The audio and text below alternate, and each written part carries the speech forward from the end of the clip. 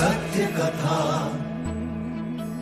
पुरुषार्थ कथा, सुनो सुनो सिद्धार्थ कथा।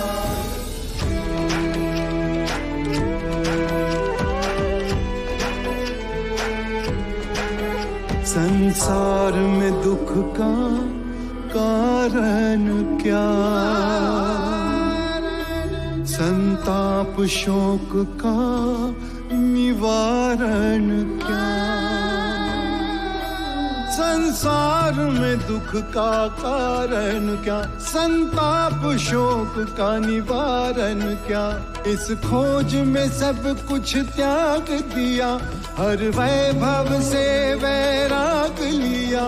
वो सृष्टि से संयुक्त हुए, सिद्धार्थ से गौतम बुद्ध हुए।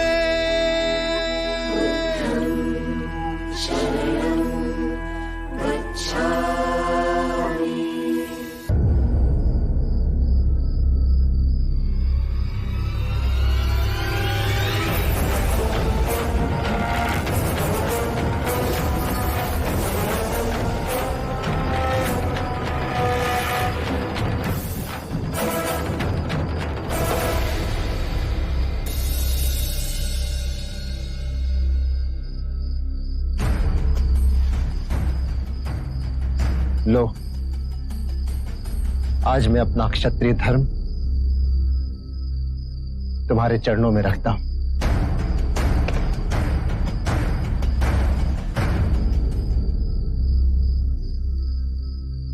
तुमने मुझे सही पहचान लिया था और मैं अहंकार के मद में चूर न कभी स्वयं को समझ सका और न ही तुम्हारी बातों को। सदा सर्वदा अपने आप को उच्च का और तुम्हें निम्न का समझता रहा। किंतु आज मुझे समझ आ गया कि मेरी बातें कितनी निरर्थक, कितनी खोखली थी। देखो सिद्धार्थ, देखो बुद्ध, ये देवदत्त आज फिर से तुमसे पराजित हो गए। जब तुम यहाँ सच्चे मन से आए हो तो जय पराजय का भाव तुम्हारे मन में कैसे उत्पन्न हुआ?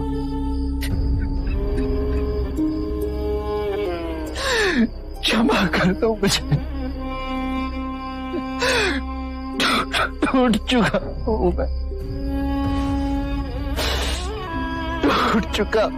मैं, टूट चुका हूं मैं।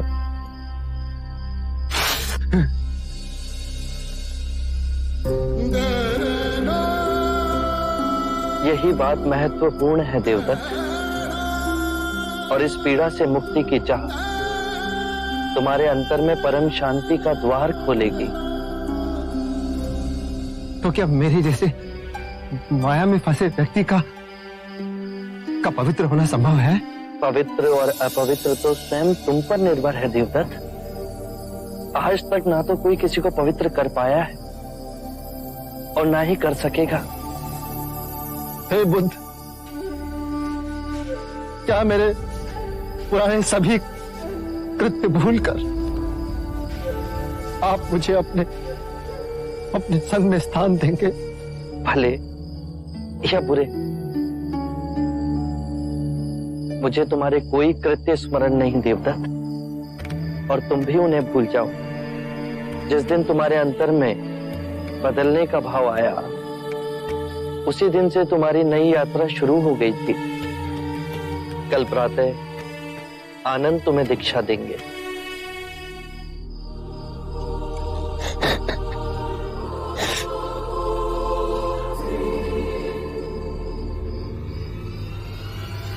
अब तुम्हारा आसन डोलेगा बुद्ध।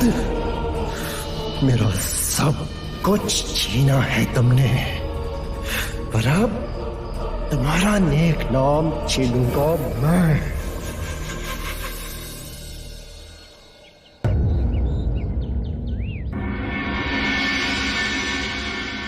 मैं धर्म संकट में हूं।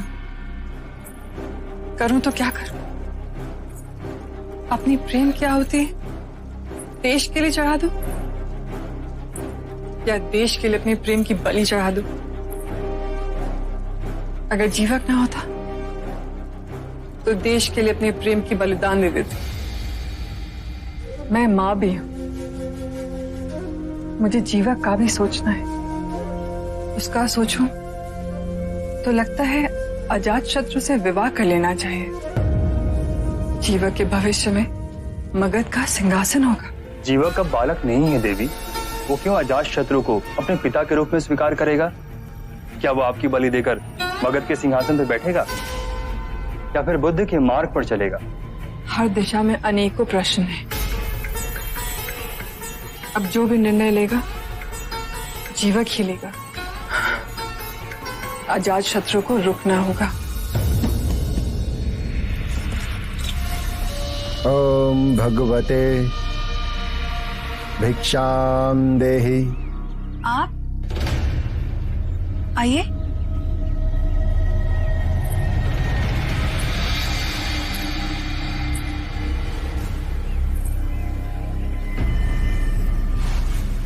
आपसे इतनी शीघ्र भेंट होगी ये हमने सोचा ना था। मैं भिक्षु बन के संघ में सम्मिलित हो गया हूं मान्विका। आपको संघ में प्रवेश दे दिया? इस दुनिया में दयालु लोग कभी कभी अपनी बड़ी हानि कर बैठते हैं। बहरहाल तुम पे मेरा एक ऋण है और अब समय आ गया है कि तुम अपना वो ऋण चुकाओ मान्विका। आपने जो मुझ पर उपकार किया है उसे मैं कभी नहीं भूल सकती। उसका ऋण मैं अवश्य चुकाऊंगी। हे ईश्वर, तूने मुझसे मेरा सब कुछ छीन लिया, इसलिए अब मैं तेरा संसार त्यागने जा रही हूँ। क्यों बचाया मुझे? क्योंकि आत्महत्या काहे करते हैं। जिसने तुम्हें विवश किया इस कुएं में स्वयं को धकेलने के लिए, प्रतिशोध लो उससे। मैं उससे प्रतिशोध नहीं ले सकती। बहुत बड़ा मनुष्य है वो। स्त्री होके एक पुरुष को वश में नहीं कर सकती। पर कोई वशीकरण काम नहीं करता है। वो महात्मा है। कौन है वो? बुद्ध। बुद्ध? क्या किया है बुद्ध ने तुम्हारे साथ? मेरे सुखी संसार को आग में झोंक दिया उसने। मेरा पति जो मुझ पर प्राण निछावर करता था, उसके प्रभाव में आकर घर गृहस्थी मुझे छोड़कर एक भिक्षुक बन गया और जीते जी मार दिया है मुझे। और तुम सुंदर हो, चाहो तो कोई और पुरुष तुम्हारा हाथ थाम सकता है। नहीं, एक नारी के नारीत्व का अपमान कर कर गया है वो। पूरे गांव में मुझे कलंकित कर दिया। सब सोचते हैं कि शायद मुझ में कोई दोष है। अगर मैं जी नहीं सकती तो मर तो सकती हूँ। जिसने तुम्हारा घर, तुम्हारा संसार विध्वंस करके रख दिया, चैन से जिएगा? हाँ, मैं एक निर्धन निर्बल स्त्री और कर भी क्या सकती हूँ? अरे स्त्री अगर चाहे तो लोहे को भी पिघला सकती है, और तुम कायर हो। कायर नहीं हूँ मैं। प्रतिशोध लेने की हिम्मत है तुम्हें? हाँ है, किंतु मुझे समझ में नहीं आ रहा कि मैं कौन सा मार्ग चुनूं। मार्ग मैं दिखाऊंगा और तुम वही करोगी जो मैं कहूंगा। बुद्ध से कैसे प्रतिशोध लेना है, आप बस मुझे इतना बताइए। प्रतिशोध तो ऐसा होगा मान्विका कि बुद्ध स्वयं आत्महत्या करने पर विवश हो जाएगा। उसके भिक्षु उसे गालियां देंगे। प्रतिशोध तो ऐसा होगा कि तुम्हारा अपना पति तुम्हारे चरणों में गिरकर क्षमा की भीख मांगेगा। अब तुम्हें क्या करना है वो ध्यान से सुनो।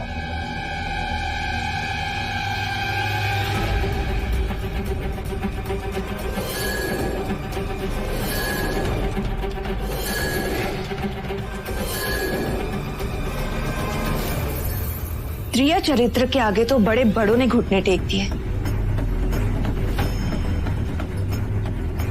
अब देखना मैं क्या करती हूँ।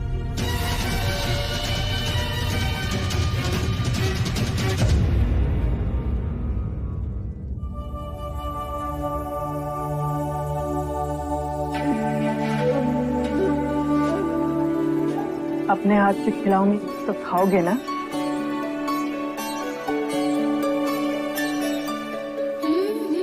माँ बनने में कितनी विडंबना है। अपने शिशु के लिए हर क्षण उचित और अनुचित के बीच चुनाव करना होता है। अपने पुत्र के लिए निर्णय करना सर्वथा कठिन होता है। पता नहीं फल अच्छा हो या बुरा। यदु ने मुझे सारी बातों से पहले अवगत कर दिया है। मुझे तुम्हारी सलाह चाहिए। इस बार मैं जीवन के 2 रास्तों में हूँ। यदि मैं मगध की महारानी बनती हूँ तो भविष्य में तुम्हें मगध की राजगद्दी मिल सकती है। और वैशाली में देशद्रोही होने का कलंक आप जीवन भर उठाएंगी। आप अपने पुत्र के लिए अजात शत्रु पर भरोसा कर रही हैं। वो अजात शत्रु जिस पर भरोसा किया ही नहीं जा सकता। पर जीवक, तुम्हारा भविष्य। जो भविष्य अनिश्चित है उसके लिए मैं अपनी माँ को उनका वर्तमान बिगाड़ने दूं? तुम्हारे उत्तम विचार। ये मेरे विचार नहीं है माँ, ये उनके विचार हैं जिन्होंने मेरे जीवन को नई दिशा दी है। माँ, मैं राजा बनना नहीं चाहता।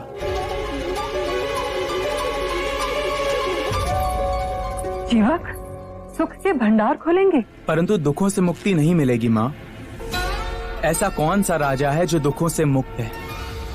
माँ, जिन्होंने मेरे दिशाहीन जीवन में नया मार्ग दिया हो, उद्देश्य दिया हो, मैं उनकी शरण में जाना चाहता हूँ। बुद्ध की? हाँ माँ, मैं बुद्ध के संग सम्मिलित होकर भिक्षुओं की सेवा करना चाहता हूँ। मेरा वैद्य बनना सार्थक तो हो माँ। माँ, मुझे अनुमति नहीं देंगी बुद्ध की शरण में जाने के लिए? धन्य हुई मैं तो जैसा पुत्र पाके, जिसने बिना एक क्षण विचलित हुए राजगद्दी को ठुकराकर बुद्ध का सेवक बनना चाहा। उस सुपुत्र को मैं ना कैसे कह सकती हूँ? पर ये अश्रु क्यों? ममता के मुंह में आंखें भर आई। आपको सर्वथा मुझ पर गर्व रहेगा। मैं वचन देता हूँ, मैं आज अभी बुद्ध के पास जाना चाहता हूँ। संघ ने कई अंधेरे हृदयों में परम सत्य का दिया जला दिया है। एक सिंह गर्जना उठी है जिसने झूठे सिद्धांतों और संकीर्ण विचारों को हिला दिया है। सिंह को वन का राजा कहते हैं। जब वो अपनी गुफा से निकलता है तो अंगड़ाई ले चारों दिशाओं में देखता है और फिर एक गर्जना करता है और उसकी ध्वनि सुन पंछी उड़ने लगते हैं, मगरमच्छ पानी में चले जाते हैं।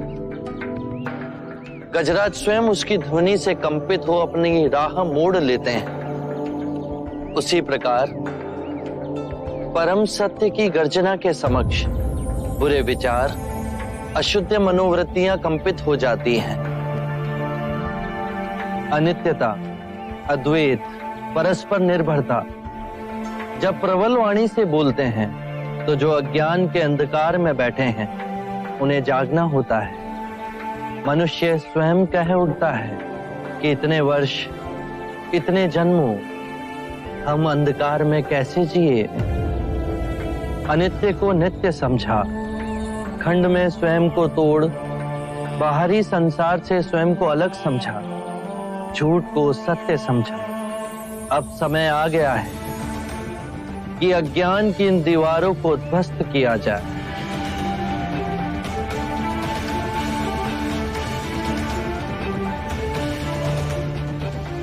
बुद्ध, इस सूत्रों को हम सेहा गर्जना कहेंगे।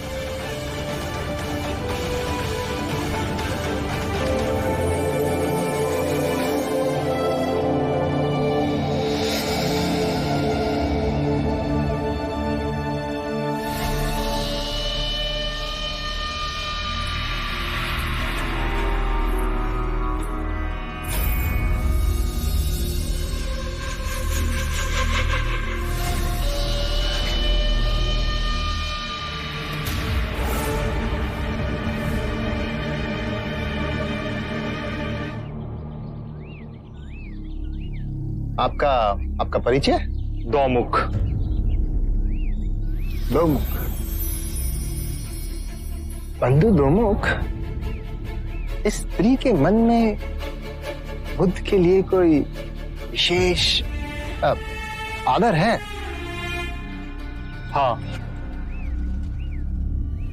मैंने भी इसे पहले यहां देखा है, बुद्ध के पीछे पीछे जाते हुए। अच्छा, बड़ी विचित्र बात है, नहीं? क्या? एक स्त्री का इस तरह बार बार बुद्ध के समक्ष आना, उसके निकट आना।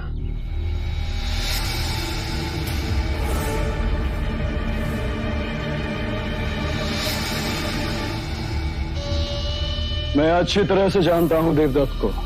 हीन भावना से ग्रस्त है वो। आरंभ से ही सिद्धार्थ से हीनता का भाव पालता आया है। जो भी सिद्धार्थ का था उसको चाहिए था। पर आपने तो उसे कपिलवस्तु की राजगद्दी देने का आश्वासन दिया था। अब उसे राजगद्दी में वो राज कहां, अब तो उसे बुद्ध का आध्यात्मिक संपदा चाहिए। क्या हम उस पर भरोसा कर सकते हैं? कुंद बुद्धि का है देवदत्त। वो बुद्ध के साथ अवश्य कुछ ऐसा अनुचित करेगा जो इतने घटिया स्तर का हो। अब समझा मैं। आपने सोनदंड को यहाँ क्यों बुलवाया है? सोनदंड परम ज्ञानी पंडित हैं। उनका और बुद्ध का शास्त्रार्थ होगा, मगध की भरी सभा में होगा। ये राजनीति तो बहुत उत्तम है। परम ज्ञानी सोनदंड जी का पूरे मगध राज में डंका बजता है।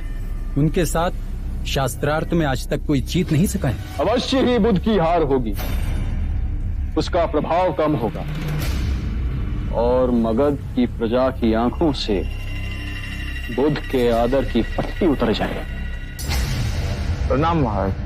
महाराज, सोनदंड जी आए हैं।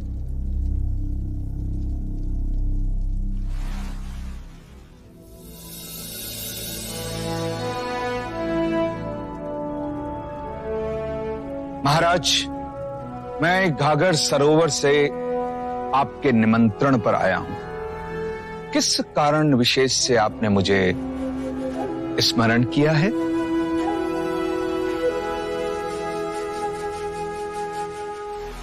मैं आपकी और उस बुद्ध की आध्यात्मिक चर्चा करवाना चाहता हूं। निश्चित ही जिसके बाद मगध की प्रजा जान जाएगी कि बुद्ध सिर्फ नाम के ज्ञानी हैं, जोगी का चोला ओढ़े एक ढोंगी हैं जो अंदर से खोखले हैं। महाराज, यदि आपकी यही मंशा है तो मैं तैयार हूं। इससे मुझे और बुद्ध को अपने अपने ज्ञान की जानकारी हो जाएगी और साथ ही साथ प्रजा का भी लाभ होगा। सोनदंड जी, प्रजा का लाभ बाद में, महाराज का लाभ पहले। इस चर्चा में हमें अपने ज्ञान की वृद्धि नहीं करनी है, अपितु उस बुद्ध को पराजित करना है, उसके व्यक्तित्व की धज्जियां उड़ा देनी है। मगध की लाज आपके हाथों में है सोनदंड जी।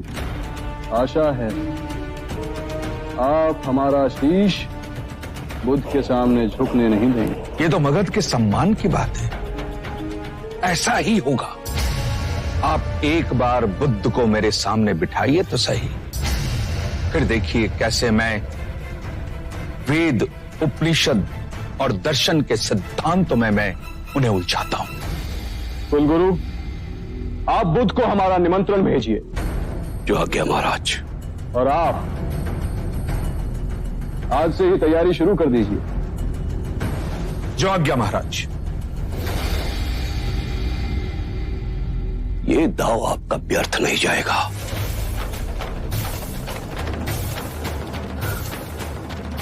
एक बार, बस एक बार सोनदंड बुद्ध को पराजित कर दे, उसके बाद मैं इन सभी भिक्षुओं को मगध की सीमा के बाहर फेंक दूंगा।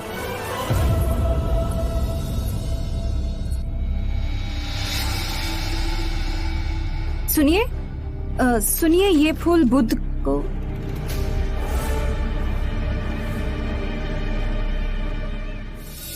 बुद्ध, क्या आप अजात शत्रु के निमंत्रण पर मगध जाएंगे? अवश्य। सोनदंड में असामान्य ज्ञान है। जिस प्रकार दो नदियां बह एक दूसरे से मिलती है, उसी प्रकार ज्ञान की चर्चा में दो विचारधाराएं एक दूसरे से मिलेगी। मुक्ति का मार्ग ज्ञानियों को भी उपलब्ध होना चाहिए।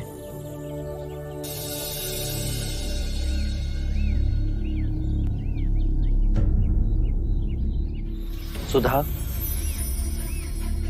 तुम्हारे मुख पर इतना भय क्यों? मार्ग में कोई कठिनाई हुई है?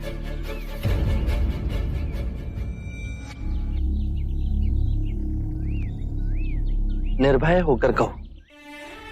मैं भिक्षाटन लेकर आश्रम की ओर आ ही रही थी कि अचानक एक व्यक्ति मेरे सामने आ खड़ा हुआ।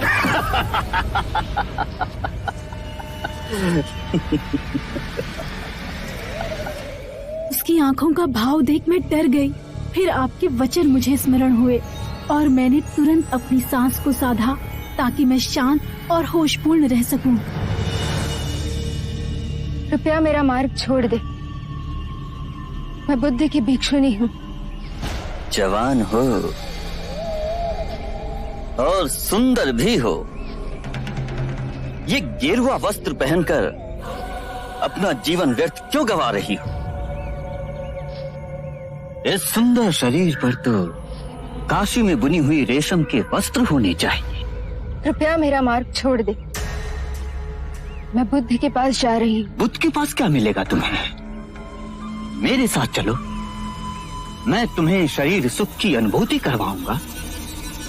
मेरा सुख मुक्ति और समाधि में है। कामनाएं केवल यातना देती है। यदि ये समझ सके तो कृपया मेरा मार्ग छोड़ दे। मैं आपकी कृतज्ञ रहूंगी। कितने मादक है तुम्हारे ये नेत्र, ऐसे न जाने दूंगा। आपको मेरे नेत्र सुंदर लगे? ठीक है, मैं इन्हें नोच कर आपको दे देती हूँ। नेत्रहीन का जीवन आपके स्पर्श से कई अधिक अच्छा होगा।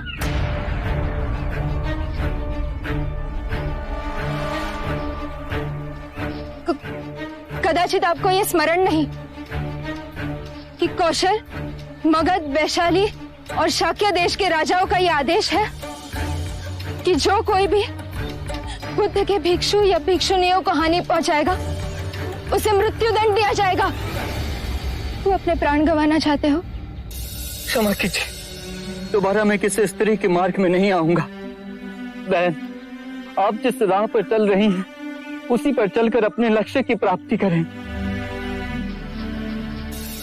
आज आपके बताए हुए मार्ग पर चल तो आज अपने शील ना बचा पाती।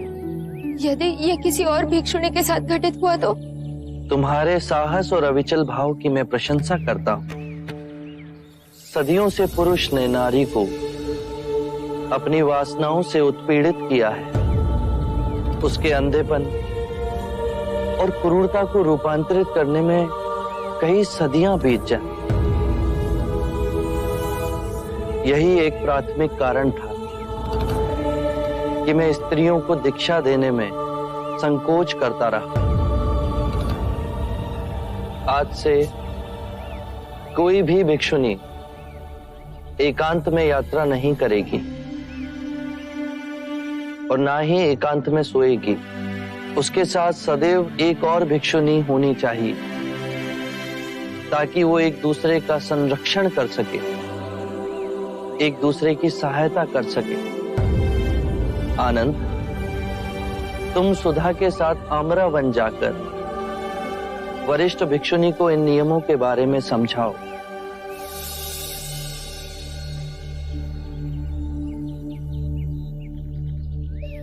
सुनिए, आप यहाँ खड़ी खड़ी क्या कर रही हैं? मैं ये पुष्प बुद्ध को देना चाहती थी। मैंने इनको पुकारा भी था किंतु इन्होंने सुना ही नहीं। आप पिछले कई महीनों से बुद्ध के उपदेश सुनने आती हैं, हर दिन उनके दर्शन करती हैं, तो फिर आप भिक्षुनी क्यों नहीं बन जाती? मैं मैं भिक्षुनियों के कठोर नियमों का पालन ना कर सकूंगी। जैसे आपकी इच्छा। यदि पुष्प आप भेंट करना चाहती हैं तो आप अंदर जा सकती हैं बुद्ध के पास। बुद्ध की कुटिया। बुद्ध की कुटिया कहाँ है ये मैं भली भांति जानती हूँ। ठीक है, आप जाइए।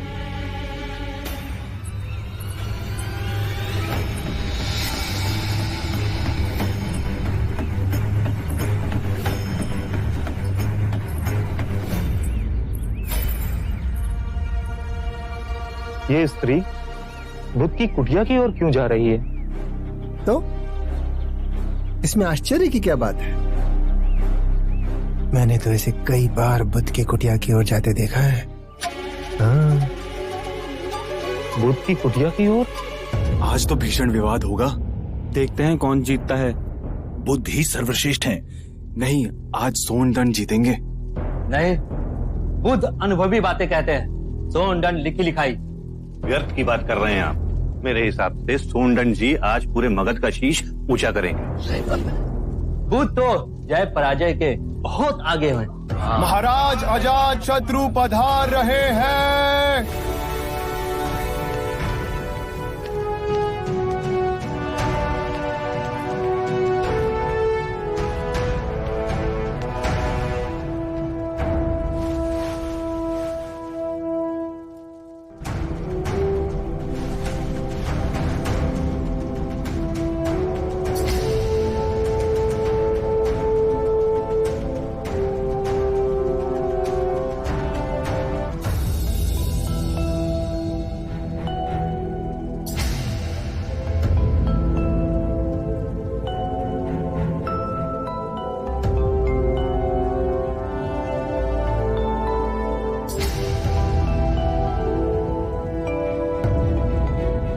मैं महाराज की उपस्थिति में वंदनीय बुद्ध और परम ज्ञानी सोनदंड का इस राजसभा में स्वागत करता हूं।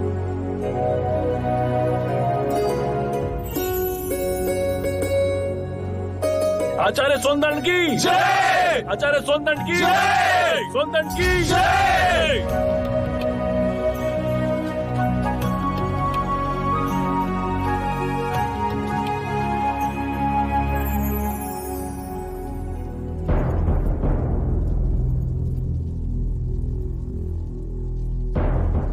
आज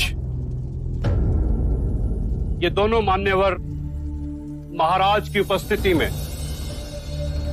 इस राजसभा में अपने अपने विचार व्यक्त करेंगे। ऐसे विचार जिससे आप लोगों के ज्ञान की वृद्धि होगी। अब मैं दोनों मान्यवर से विनती करता हूं कि वो किसी एक विषय पर अपने विचार प्रकट करें। आप आयु में मुझसे छोटे हैं, अतः विषय चुनने का अवसर भी मैं आप ही को देता हूं। कहिए, किस विषय पर चर्चा करनी है? प्रणाम सोनदंड।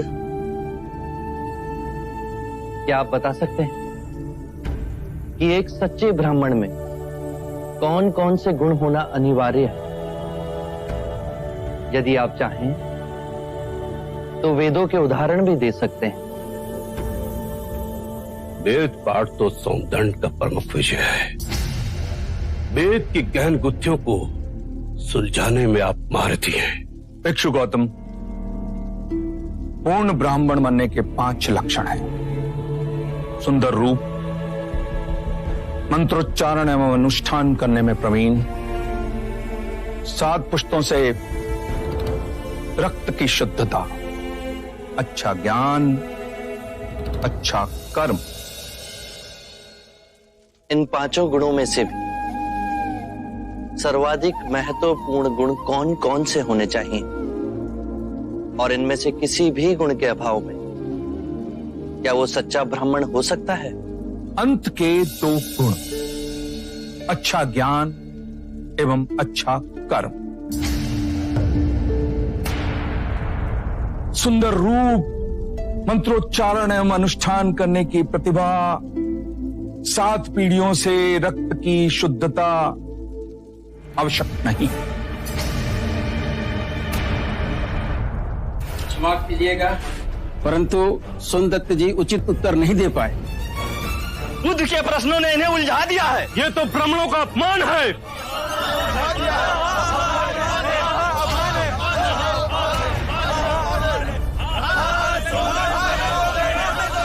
आदरणीय सभागण, यदि आप सौंदर्य में आस्था रखते हैं तो कृपया कर शांत हो जाइए, उन्हें अपनी बात कहने दें। यदि आप उनमें आस्था नहीं रखते तो आप में से जो चाहे इस विषय की चर्चा को आगे बढ़ा सकता है। मैं आप सभी के प्रश्नों के उत्तर दूंगा।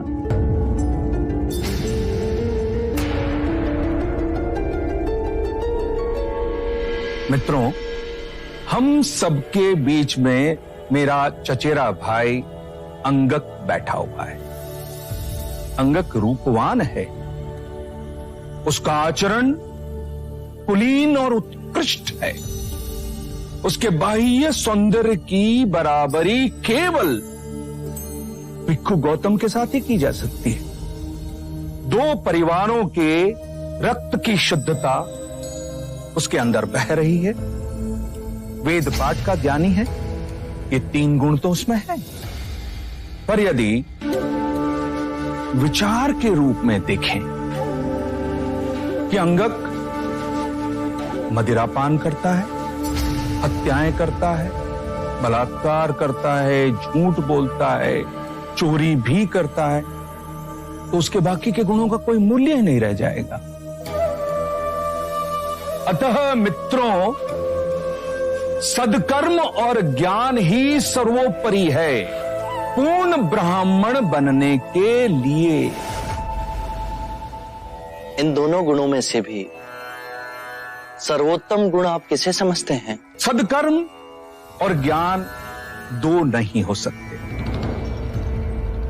जैसे एक हाथ दूसरे हाथ को और एक पैर दूसरे पैर को साफ करता है, उसी तरह सदकर्म और ज्ञान एक दूसरे के पूरक होते हैं।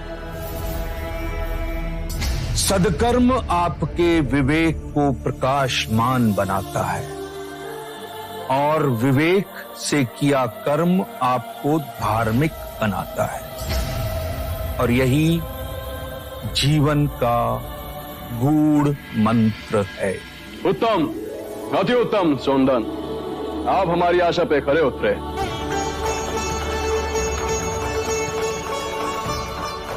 बुद्ध, अब आप बताएं कि हमारे परम विद्वान सोनदन से आप क्या पूछना चाहते हैं?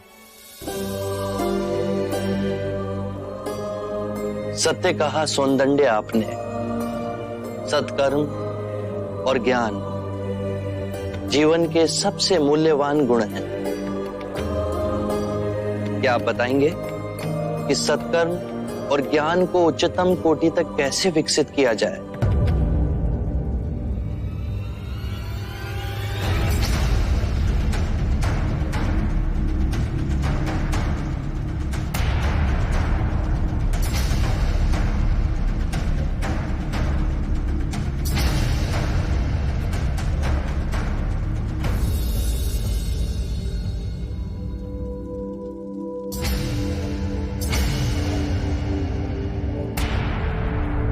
हे करुणा निदान,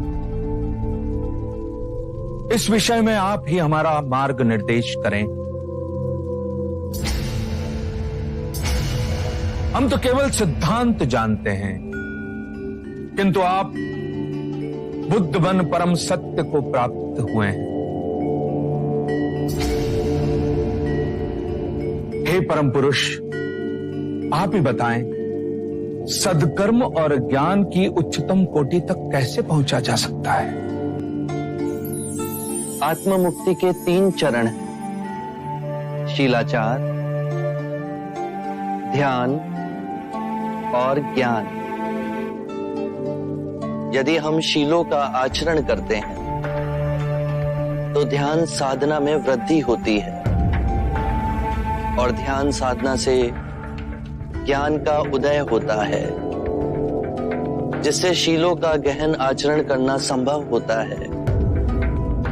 इसके द्वारा काम, क्रोध, मोह, माया, तृष्णा से दूर हो आत्म मुक्ति, शांति और आनंद को प्राप्त कर सकते हैं।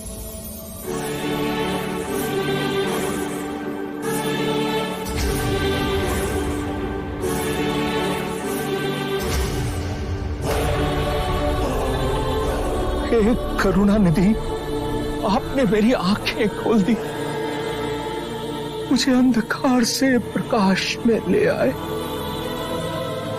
हे परम पुरुष, मुझे आपकी शरण में ले ले, मुझे इस संग की शरण में ले ले परम पुरुष। शाक्य मुनि बुद्ध की, शाक्य मुनि बुद्ध की, शाक्य मुनि बुद्ध की, शाक्य मुनि बुद्ध की, शाक्य मुनि बुद्ध की, शाक्य मुनि बुद्ध की, शाक्य मुनि बुद्ध की, शाक्य मुनि बुद्ध की, शाक्य मुनि बुद्ध की, शाक्य मुनि बुद्ध की, शाक्य मुनि बुद्ध की।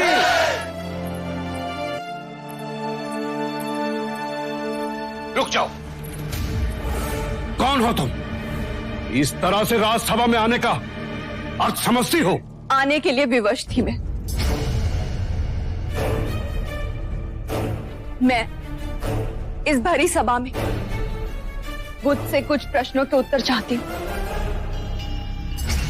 तुमको जो कुछ भी कहना है बुद्ध के संग में जाकर पूछ सकती हो। चलिए आओ यहां से। कुलगुरु, पूछने दीजिए इसे, अगर बुद्ध को कोई आपत्ति ना हो। क्या पूछना चाहती हो तुम? मुनि गौतम, आप धर्म का बहुत उपदेश देते, आपका मान सम्मान भी बहुत है, किंतु आपको मुझ अबला की कोई चिंता नहीं, जिसे आपने गर्भवती बनाया है।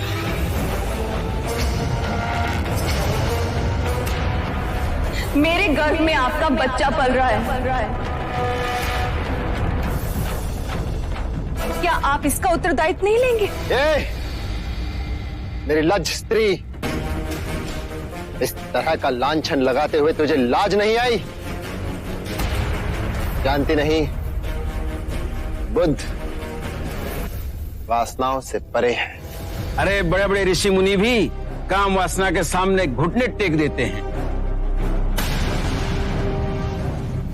तू जानती नहीं कि तूने किस पे दोषारोपण किया है?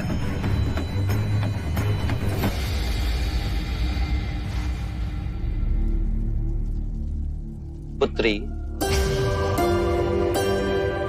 केवल दो ही लोग इस बात की पुष्टि कर सकते हैं कि ये सत्य है या असत्य,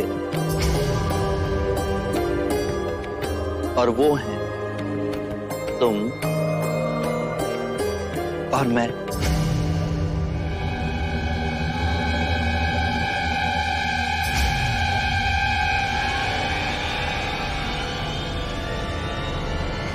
पकड़ो इसे। महाराज, यदि आपकी आज्ञा हो तो इसे पकड़वाएं, इसके मुंह से सच उगलवाएं कि किसका पाप ये बुद्ध के गले बांधना चाहती है।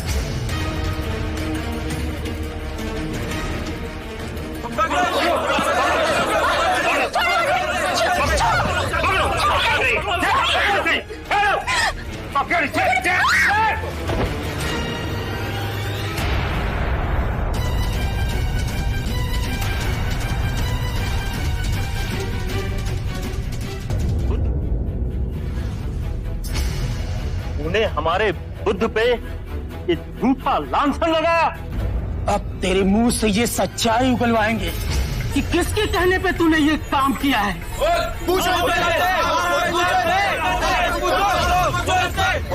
ना होगा तुझे। पकड़ लो इसे। महाराज, कृपया कर इसे जीवन दान दें। इसके मन में पश्चाताप है। मैंने इसे क्षमा किया। आप बुद्ध हैं, महान आत्मा, पर इसने मगध के माननीय अतिथि का अपमान किया है। मुझे राजधर्म का पालन करना होगा।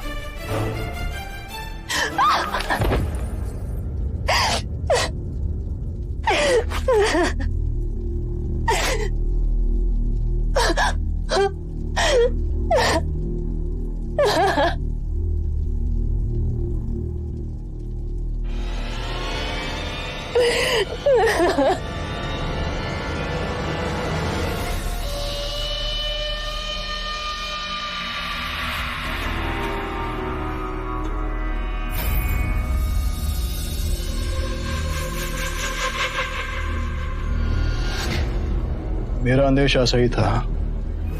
ये इस तरह का छल केवल कुमार देवता ही कर सकता है। मुझे पता नहीं था कि तुम्हें तो कभी कुछ पता ही नहीं होता। जब तुम क्रोधित होते हो तो मति मारी जाती है तुम्हारी। अब देखो, उस दिन क्रोधित हो तुमने हमारी मैत्री को ठुकराया था, किंतु आज इसे बंदी बना हमने अपनी मैत्री को निभाया है। स्त्री को इस तरह कारावास में जीवित रखने का कारण? हमारा करुणा से भरा हृदय कुमार देवता। इसे बंदी न बनाते तो ये बुद्ध के चरणों में गिर इस कुकर्म के लिए उकसाने वाले का नाम बता देती।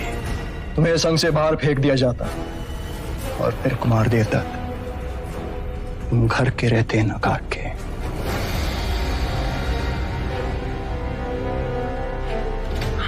अजात शत्रु, तुम बुद्ध को मारने के बारे में कोई योजना बताने वाले थे। अब करी ना बुद्धिमानों वाली बात। अब आए ना सही मार्ग पर। मित्र, मेरा एक कार्य कर दो। इस स्त्री को मुक्त कर दो। सही समय और सही अवसर देखे बिना अजात शत्रु कभी कुछ नहीं करता। और अब तो अजात शत्रु के हाथ में ये दो धारी तलवार आई है। इसका कैसे और कब उपयोग करना है ये तो आने वाला समय ही बताएगा। आरंभ हो गई निर्वाण प्रथा, सुनो सुनो ये बुद्ध कथा। आत्ममुक्ति के 3 चरण हैं: शीलाचार, ध्यान और ज्ञान। शीलों का आचरण करने से ध्यान साधना बढ़ती है। ध्यान साधना से ज्ञान का उदय होता है, जिससे शीलों का गहन आचरण संभव होता है। इससे हम लोभ, क्रोध और अज्ञान से मुक्त होकर आत्म मुक्ति, शांति और आनंद की प्राप्ति कर सकते हैं।